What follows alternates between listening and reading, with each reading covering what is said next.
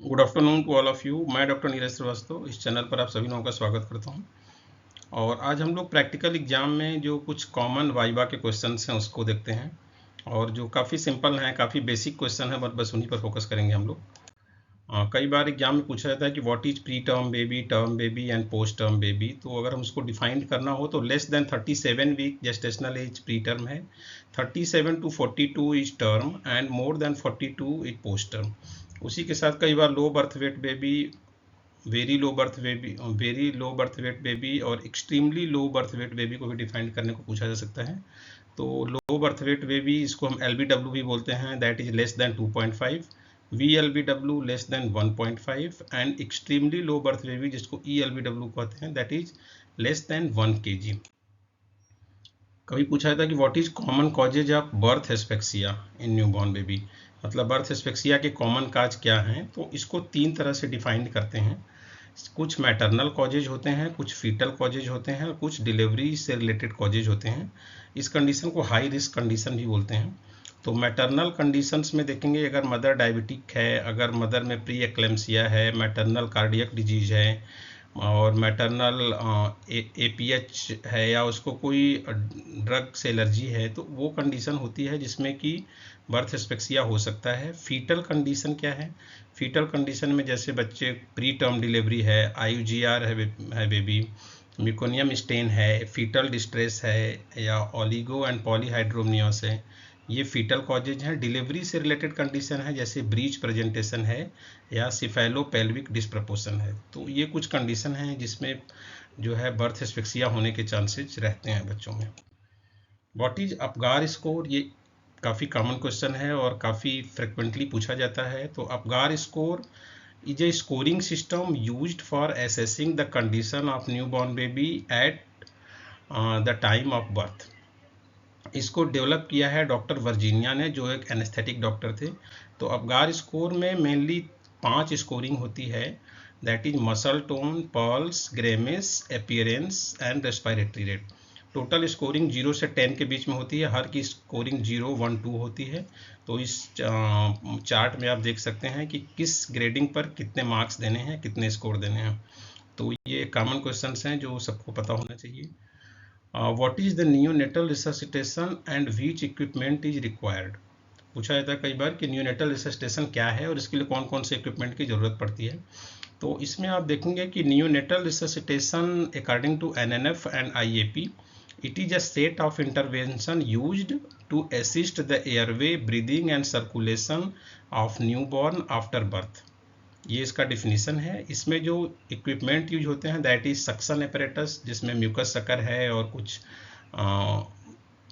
अलग तरह के सक्शन भी होते हैं। फीडिंग ट्यूब है जिसमें कि 5 नंबर 6 नंबर का NG ट्यूब होता है। अम्बू बैग है, O2 ऑक्सीजन सिलेंडर है, लेरिंजियोस्कोप है, एंडोट्रैकियल ट्यूब है जिसकी साइज 2.5, 3, 3.5 एंड 4 होती है। कुछ मेडिसिन हैं जैसे injection adrenaline, injection sodium bicarbonate, injection NS और इंजेक्शन 5% डेक्सट्रोज। तो ये कुछ इक्विपमेंट और कुछ मेडिसिन हैं जो न्यूनेटल रिससिटेशन में जिनकी आवश्यकता कभी कभी पड़ती है। What are the steps of resuscitations, कई बार ये पूछा जाता है कि रिससिटेशंस के स्टेप्स क्या हैं। तो इसको हम मेनली, वैसे तो हम अपगार स्कोर पर डिसाइड करते हैं, बट 3 इंपॉर्टेंट जो स्कोरिंग होती है वो रेस्पिरेशन, हार्ट रेट और कलर के बेसिस पर होती है। तो इसके 3 स्टेप्स हैं, टेम्परेचर, TABC बोलते हैं, TABCD, temperature, airway cleaning, circulation and drugs.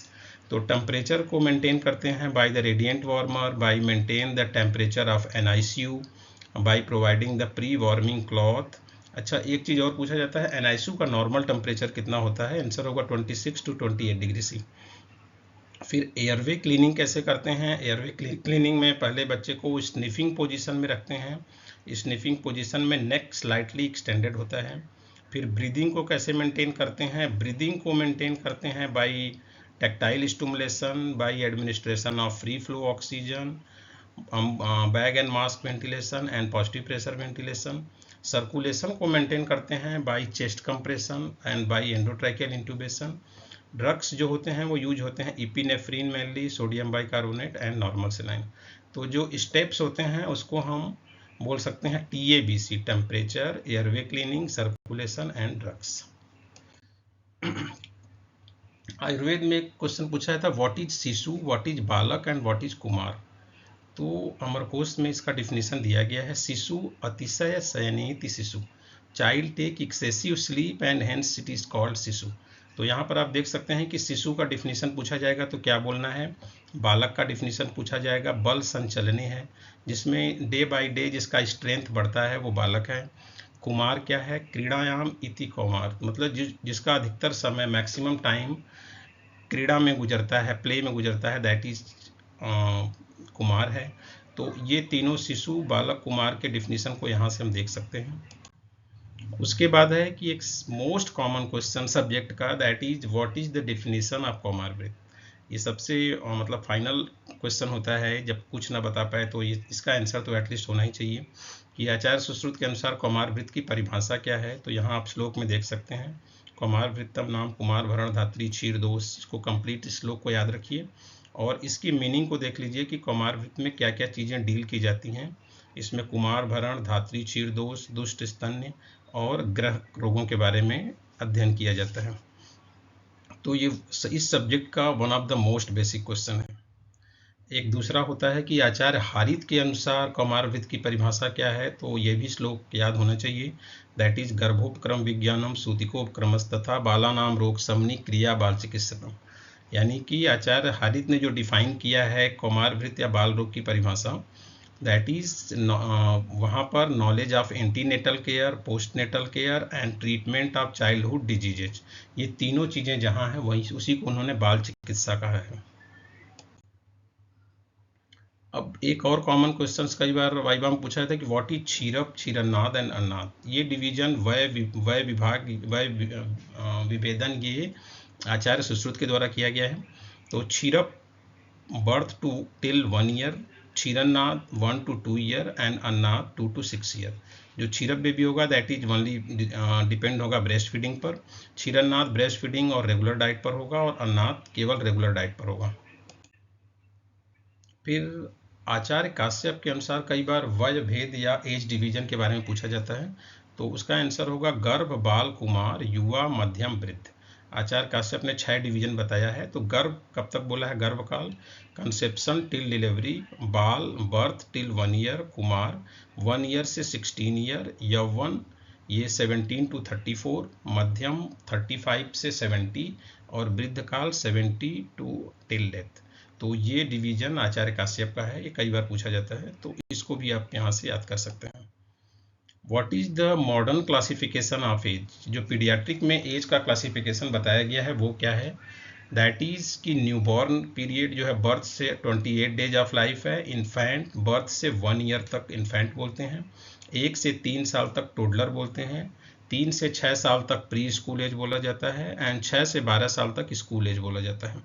फिर एडोलसेंस का एज जो है 10 से 19 साल के बीच में होता है। ये बुक टू बुक थोड़ा वेरी किया हुआ है, what is the age of adolescent. तो इसको भी अर्ली, मिडिल और लेट 3 पार्ट में डिवाइड किया गया है। तो ये यहाँ से देख सकते हैं।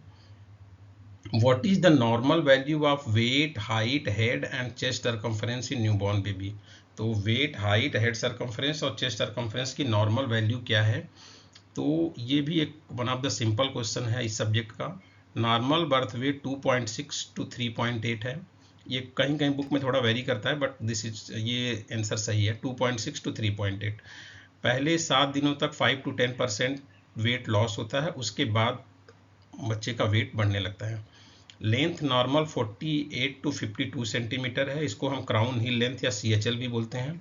हेड सर्कमफ्रेंस की नॉर्मल वैल्यू 33 to 35 है, इसको हम मेजर करते हैं frontal bone and most prominent part of occipital bone.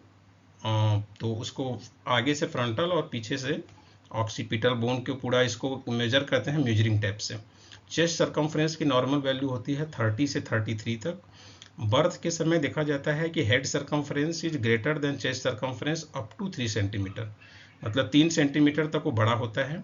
लेकिन 1 साल के एज में दोनों की वैल्यू बराबर हो जाती है। तो ये भी कई बार पूछा जाता है कि at the time of birth head circumference ज़्यादा बड़ा होता है कि चेस्ट सर्कम्फ्रेंस। तो ये आप बता सकते हैं कि initially head circumference chest circumference से अप टू 3 सेंटीमीटर ग्रेटर होता है, बट 1 साल के एज में दोनों इक्वल होता है। उसके बाद चेस्ट सर्कम्फ्रेंस लाइफ लॉन्ग ज़्यादा होता है हेड सर्कम्फ्रेंस से। एक कॉमन क्वेश्चन है, व्हाट इज मोरो रिफ्लेक्स। थोड़ा सा ये बेसिकली समझने वाला क्वेश्चन है, क्योंकि इसका वीडियो जब आप देखेंगे तो ज़्यादा अच्छा समझ पाएंगे। वैसे इसके बारे में अगर बोलना हो तो ये बोल सकते हैं कि ये जो है 28 टू 32 वीक में इसका ऑनसेट होता है। मतलब जो इससे पहले जो बच्चे होते हैं, जो प्री टर्म डिलीवरी होती है, उसमें मोरो रिफ्लेक्स नहीं मिलता है। ये बर्थ से लेके 4 से 6 महीने तक रहता है। इसको लेते कैसे करते हैं इसको, when baby is in supine position elevate the head by a hand, then allow the head to drop suddenly, झटके से अपना हाथ हटाते हैं।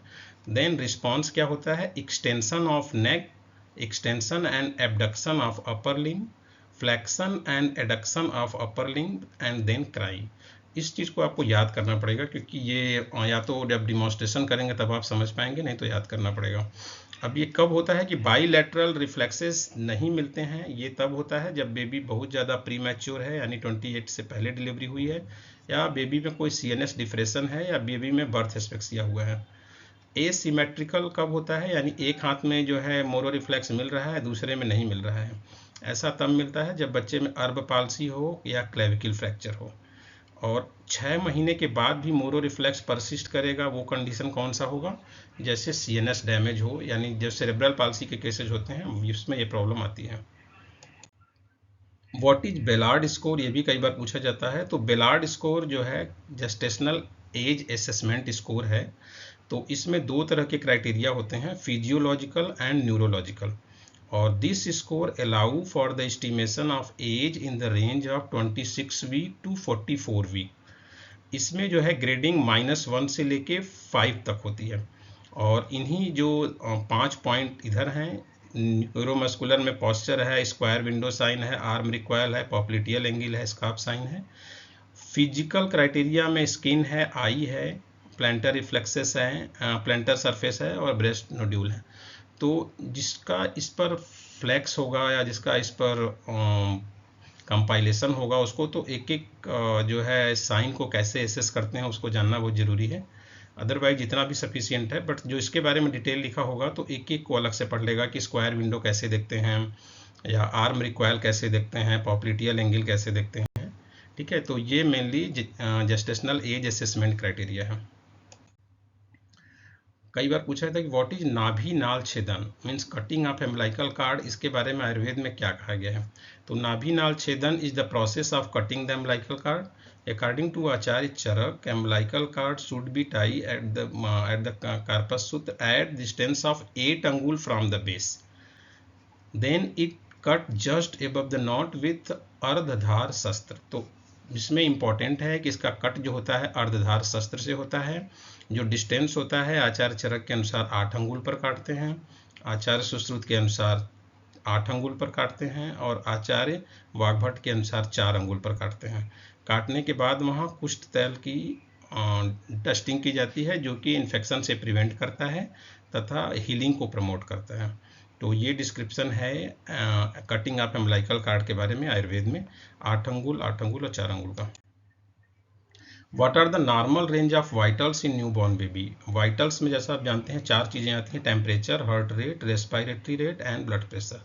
तो टेम्परेचर का नॉर्मल रेंज क्या होता है, दैट इज 36.5 टू 37.5। इसके नीचे होगा तो हाइपोथर्मिया, 36.5 के नीचे होगा तो हाइपोथर्मिया होगा। फिर हाइपोथर्मिया की भी कई ग्रेडिंग्स होती हैं। हार्ट रेट की नॉर्मल वैल्यू होती है 120 से 160 पर मिनट। 120 से कम है हार्ट रेट तो उस कंडीशन को बोलेंगे ब्रेडिकार्डिया, 160 से ज़्यादा है तो उस कंडीशन को बोलेंगे टैकिकार्डिया। अच्छा, यहाँ पर जो है पूरे 1 मिनट तक लेते हैं। हार्ट रेट अगर 160 से ज़्यादा है, that condition is tachycardia. Respiratory rate की नॉर्मल वैल्यू अगर हम देखते हैं तो रेस्पिरेटरी रेट की नॉर्मल वैल्यू अगर हम देखेंगे तो 40 टू 60 पर मिनट है। तो ये जस्ट ऐसे हम देखते हैं कि हार्ट रेट और रेस्पिरेटरी रेट जो न्यूबॉर्न का होता है वो एडल्ट के जस्ट डबल होता है, और ब्लड प्रेशर जो होता है वो एडल्ट के ब्लड प्रेशर का हाफ होता है। जैसे ब्लड प्रेशर जो न्यूबॉर्न बेबी का होता है दैट इज 160/40, तो ये हम देखेंगे कि 120/80 का जस्ट हाफ है, और रेस्पिरेटरी रेट और हार्ट रेट डबल होता है।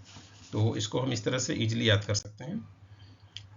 What should be immediate care of baby after birth, ये कई बार पूछा जाता है कि बच्चे के पैदा होने के बाद इमीडिएट केयर क्या देना चाहिए। तो सबसे पहले हम अपगार स्कोर के बेसिस पर डिसाइड करते हैं कि बच्चे में रिसस्टेशन की ज़रूरत है कि नहीं। अगर रिसस्टेशन की ज़रूरत नहीं है तो उसको हम बेसिक केयर देते हैं, जैसे प्रिवेंशन ऑफ फ्रॉम हाइपोथर्मिया। सबसे पहले उसको हाइपोथर्मिया से प्रिवेंट करते हैं। कैसे प्रिवेंट करेंगे हाइपोथर्मिया से? हम बच्चे को अगर एनआईसीयू में रखते हैं तो एनआईसीयू का टेम्परेचर 26 to 28 डिग्री सी के बीच में होना चाहिए। बच्चे को ओपन केयर सिस्टम या रेडिएंट वार्मर में रखते हैं। बच्चे को अगर वहाँ नहीं रखना है तो उसको गर्म कपड़े में ड्रैप करके रखते हैं, या उसको कपड़े के नीचे हॉट वाटर बैग लगाते हैं। फिर उसको आई केयर करते हैं। आई केयर के लिए क्या करते हैं कि डिस्टिल वाटर और कॉटन के द्वारा क्लीनिंग करते हैं मीडियल टू लैटरल कैंथस। उसके बाद कोई कंजेनाइटल एनोमलीज को एसेस किया जाता है। कंजेनाइटल एनोमलीज जैसे देखा जाता है कोई ट्रैकियोएसोफेजियल फिस्टुला तो नहीं है, इम्परफोरेटेड एनस तो नहीं है। तो इसके हर कंजेनाइटल एनोमलीज के एसेस करने के अलग अलग तरीके होते हैं, जो आगे क्लासेस में डिटेल किया जाएगा।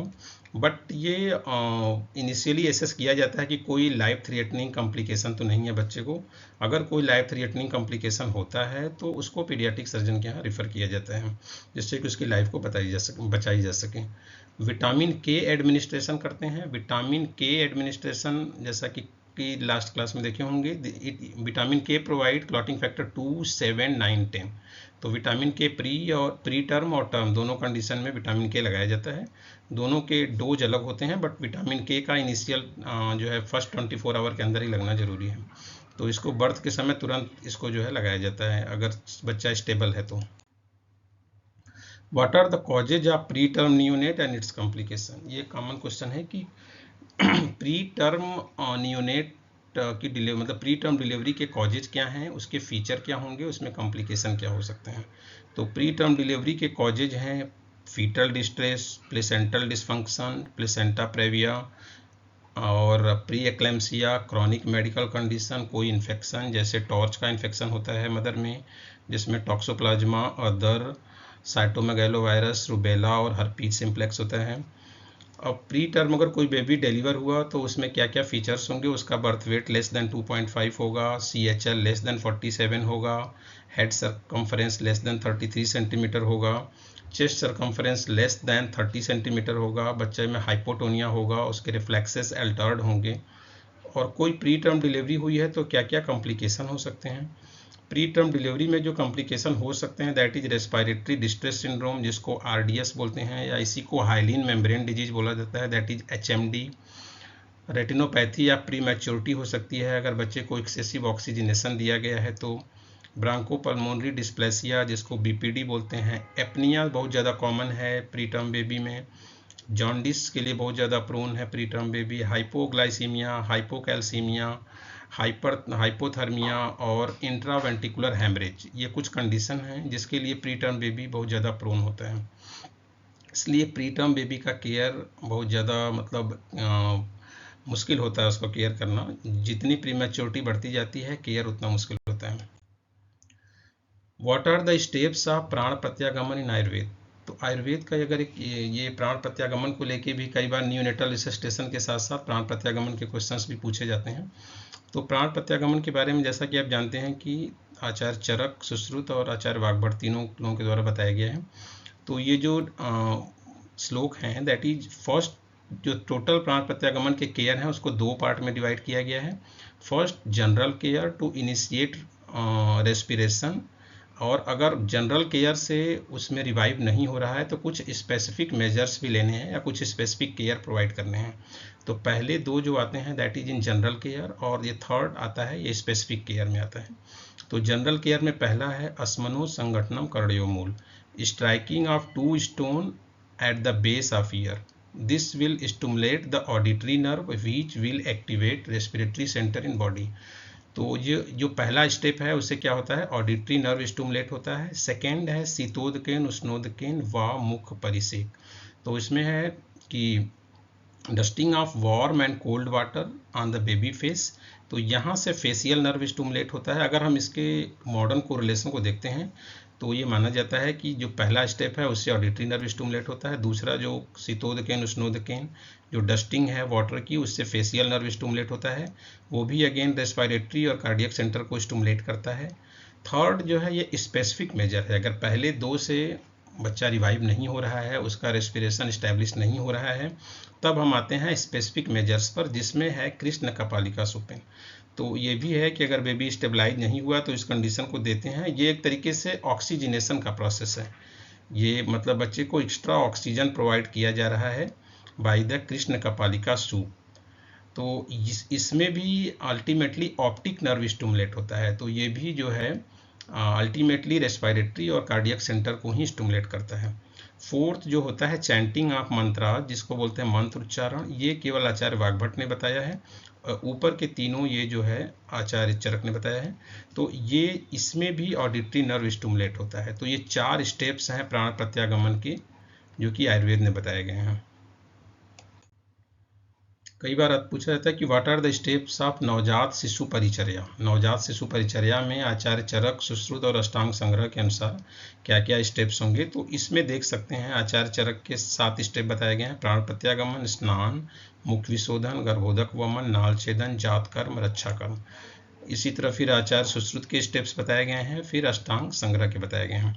एक स्पेसिफिक चीज़ है कि नवजात शिशु परिचर्या में अष्टांग संग्रह ने स्वर्ण प्राशन को इंक्लूड किया है, बट आचार्य चरक और सुश्रुत ने नहीं किया था, स्वर्ण प्राशन के नाम से नहीं किया था। अब इसके बाद एक क्वेश्चन आता है कि व्हाट इज इंडिकेशन ऑफ स्नान इन नवजात शिशु परिचर्या। नवजात शिशु परिचर्या में स्नान का इंडिकेशन कब है, मतलब आयुर्वेद में कब बताया गया है, तो इसका एक बहुत सिंपल एक छोटा सा श्लोक है, तत् प्रत्यागत प्राण प्रकृति भूत अभिसमिच। जब बच्चा जो है स्टेबलाइज हो जाए, उसका प्राण स्थिर हो जाए, तब उसको स्नान कराएं, ऐसा बताया गया है आचार्य चरक के द्वारा। और आचार्य सुश्रुत के द्वारा बताया गया है कि यथा कालम यथा दोषम यथा विभवम, यानी जब बच्चे का काल, दोष और दशा सब कुछ स्टेबल हो जाए तो उसको स्नान कराना चाहिए। और मॉडर्न मेडिसिन में भी यही बताया गया कि जब बच्चा स्टेबलाइज हो जाए तभी उसको जो है बाथ या स्नान कराना चाहिए। तो ये कई बार पूछा जाता है। तो चरक के अनुसार तत् प्रत्यागत प्राण प्रकृति भूत अभिसमिच, और सुश्रुत के द्वारा इतना पूरा श्लोक में याद करके लास्ट की 3 लाइन, ये छोटी सी लाइन है, यथा कालम यथा दोषम यथा विभवम, ये इंपॉर्टेंट है, जिसको आप बता सकते हैं। What are the newborn baby specific feeding schedule described in Ayurveda? क्या बताया गया है कि फीडिंग कैसे कराना चाहिए आयुर्वेद में। तो इसमें इसका आंसर आप देखेंगे कि only Acharya Charak has stated to initiate breast feeding to the newborn on the first day soon after birth, मतलब मधु सर्पी प्राशन के बाद ब्रेस्ट फीडिंग स्टार्ट करा सकते हैं पहले दिन, ऐसा आचार्य चरक ने बोला है। बट आचार्य सुश्रुत और आचार्य वाग्भट के अनुसार पहले 3 दिन प्रॉपर ब्रेस्ट मिल्क नहीं होता है, तो feeding should start from 4th day. तो उन्होंने फर्स्ट 3 डेज का शेड्यूल भी बताया है कि पहले दिन मधु घृत अनंता, अनंता को यहाँ गोल्ड भस्म से कंपेयर करते हैं, तो मधु घृत और गोल्ड भस्म के लिए बोला गया है। दूसरे तीसरे दिन मधु घृत लक्ष्मणा, तीसरे दिन मधु घृत, उसके बाद फिर ब्रेस्ट फीडिंग स्टार्ट करते हैं 4th डे। तो मॉडर्न मेडिसिन में देखते हैं, तो मॉडर्न मेडिसिन में बताया गया है कि अगर कोई नॉर्मल डिलीवरी हुई है तो विद इन ½ आवर, और अगर सिजेरियन है तो जो है after 4 hour breast feeding start कर देनी चाहिए। ब्रेस्ट फीडिंग कितना कराया जाना चाहिए, इसके लिए भी मॉडर्न मेडिसिन में एक वर्ड दिया गया है, breast milk should be given ad libitum as much as the baby desire. तो ये मतलब जो है आयुर्वेद और मॉडर्न के अनुसार फीडिंग के लिए बताया गया है। एक क्वेश्चन है जो थोड़ा जीके से रिलेटेड है और मेडिकल फील्ड के जीके से रिलेटेड है कि what should be status of breast feeding if mother is covid positive. अगर मदर कोविड-19 पॉजिटिव है तो ब्रेस्ट फीडिंग का क्या स्टेटस रहेगा, फीडिंग कराना है नहीं कराना है। तो काफ़ी स्टडीज के बाद ये देखा गया है कि ब्रेस्ट फीडिंग अगर कोविड-19 पॉजिटिव में कराना है, स्पेशल प्रिकॉशन लेके, जैसे मास्क का यूज करना है, ग्लव्स पहनना है, बट फीडिंग कराना है, because it strength the immune system by directly transferring antibodies from the mother. हाँ, एक और वायरल इन्फेक्शन होता है इबोला वायरस इन्फेक्शन, यहाँ पर ब्रेस्ट फीडिंग कंट्राइंडिकेटेड है। तो in the case of covid breast feeding कराना है, in the case of Ebola virus infection breast feeding नहीं कराना है। इसके बाद आता है कि आचार्य काश्यप मतलब ने कौमारभृत में कौन कौन सी स्पेसिफिक चीज़ें बताई हैं। तो इसमें ये एक सब्जेक्टिव क्वेश्चन है, बट कई बार एग्जाम में आ जाता है, मतलब वाइबा में पूछ लिया जाता है। तो इसमें अष्टविध स्वेदन बताया गया, 8 प्रकार का स्वेदन बताया है आचार्य कश्यप ने। लेहन अध्याय, वेदना अध्याय, लक्ष्मणा अध्याय, इसके बारे में बताया है। तो वहाँ से देख सकते हैं 3-4 चीज़ें हैं जो उन्होंने बताई हैं। तो इसके बाद है कि what is contraindication of breast feeding. ये बहुत कॉमन क्वेश्चन है कि किस किस कंडीशन में ब्रेस्ट फीडिंग कंट्राइंडिकेशन है। तो ब्रेस्ट फीडिंग के कंट्राइंडिकेशन 2 बेसिस पर है, मदर के बेसिस पर और इन्फेंट्स के बेसिस पर। मदर के बेसिस पर अगर देखते हैं कि मदर अगर एंटी कैंसरस मेडिसिन पर है तो ब्रेस्ट फीडिंग नहीं करानी है। मदर अगर एंटी थायराइड मेडिसिन पर है तब भी ब्रेस्ट फीडिंग नहीं करानी है। कोई एंटी साइकोटिक मेडिसिन मदर को चल रहा है तब भी ब्रेस्ट फीडिंग कंट्राइंडिकेटेड है। HIV के केस में अगर मदर HIV पॉजिटिव है तो वहाँ रिलेटिव कंट्राइंडिकेशन है। रिलेटिव कंट्राइंडिकेशन का मतलब होता है कि जो डेवलप्ड कंट्री हैं वहाँ पर कंट्राइंडिकेटेड है, जो डेवलपिंग कंट्रीज हैं वहाँ पर कंट्राइंडिकेटेड नहीं है। इबोला वायरस के इन्फेक्शन में भी कंट्राइंडिकेटेड है। और अगर हम इन्फेंट के बेसिस पर देखेंगे तो गैलेक्टोसेमिया एक डिजीज होती है बच्चों में, इन्फेंट्स में, उस कंडीशन में ब्रेस्ट फीडिंग कंट्राइंडिकेटेड है। फिनाइल कीटोन्यूरिया, यहाँ पर ब्रेस्ट फीडिंग कंट्राइंडिकेटेड है। And maple syrup urine disease, यहाँ पर ब्रेस्ट फीडिंग कंट्राइंडिकेटेड है। तो इन्फेंट के बेसिस पर 3 कंडीशन हैं और मदर के बेसिस पर 6 या 7 कंडीशन हैं जहाँ पर ब्रेस्ट फीडिंग कंट्राइंडिकेटेड है। तो ये जो 25 कॉमन क्वेश्चंस थे जो कि वाइवा में पूछे जा सकते हैं। आगे नेक्स्ट कुछ और क्वेश्चंस पर हम लोग डिस्कस करेंगे अगले वीडियो में। तो आपको इसमें से कोई भी क्वेश्चंस जिसके बारे में आप डिटेल जानना चाहें आप कमेंट बॉक्स में लिखिए, मैं उसका रिस्पांस देने की कोशिश करूँगा। और अगर ये वीडियो आपको इन्फॉर्मेटिव लगा है तो इसको लाइक, शेयर और सब्सक्राइब करिएगा। और इससे रिलेटेड कुछ भी पूछना चाहें तो कमेंट बॉक्स में भेजिएगा। Thank you for watching.